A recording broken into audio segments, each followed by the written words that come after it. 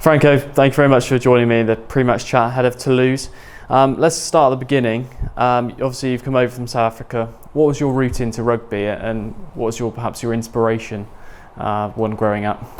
I think any South African boy growing up in South Africa has got a passion for rugby. I've had the fortunate blessing to have an older brother, so I've got a brother that's 3 years older than me, and every afternoon after school we would play rugby or kickball between the two of us, and over weekends we'll have friends over and always play a touch rugby game or something. So I think my passion and my fire started with my brother when I was a very young little boy.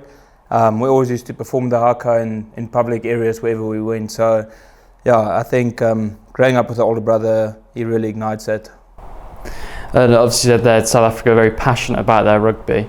How proud is that nation right now after the Rugby World Cup win?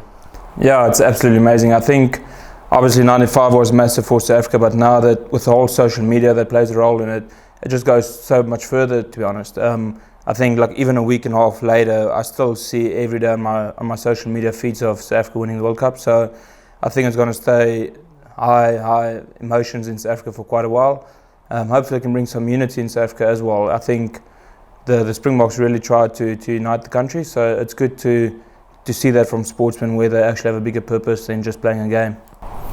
And obviously you played a large part of your rugby in South Africa, primarily for the Sharks, and you played a little bit of rugby for South Africa A as well, which is how you linked up with Johan. How much of a big decision was it to come over here to play for Gloucester Rugby, having spent so much of your career in South Africa? Yeah, it was a very big decision, to be honest. Johan asked me when I played for him SAA in I think June 2016, it might have been 2017, and at first I was still very happy at the Sharks, and I still had another year and a half deal with them. So I told him that I'm really honoured the fact that he asked me, but I'm not quite ready to move over yet.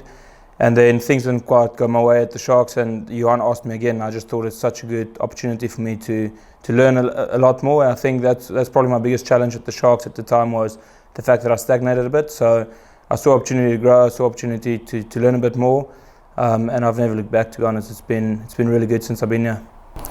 And obviously Super Rugby is renowned for a little bit of a different game. What's the Northern Hemisphere rugby been like in comparison to playing in that Super Rugby? Yeah, the Northern Hemisphere has been amazing, to be honest. I think coming here you always expect the cold and the wet, which we have today, but you never really expect the crowd and the atmosphere to be as amazing as it is. It is probably my biggest surprise when I got here, is King's Home being filled up every weekend, or when you go to Bath and you walk down to the stadium from the hotel. All those small little things where in Super Rugby you drive with the bus from the hotel straight into the stadium and you straight onto the pitch. So it's really good that the game is so much involved with the community, and the community has got such a close-up feel, or the crowd's got such a close-up feel with the game. So it's been amazing. I've really been enjoying it.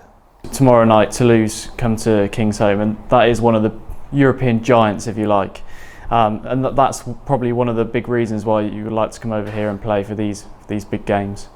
Yeah, absolutely. I think during the whole week the build-up has been, these are the kind of games you want to play. I mean, Toulouse is top 14 champions, so we've really got a big task on Friday evening. But yeah, looking forward to it. I must say it's going to be a big challenge, but I think for us as Gloucester, we just want to improve on where we left off last week. I don't think we've been satisfied with the last 2 weekends. Not necessarily the result, obviously that'll take care of itself if we play well, but we just haven't been playing to our potential. So hopefully tomorrow night we can start playing our own game and control the game a bit more. Franco, thank you very much. Thanks, Latin.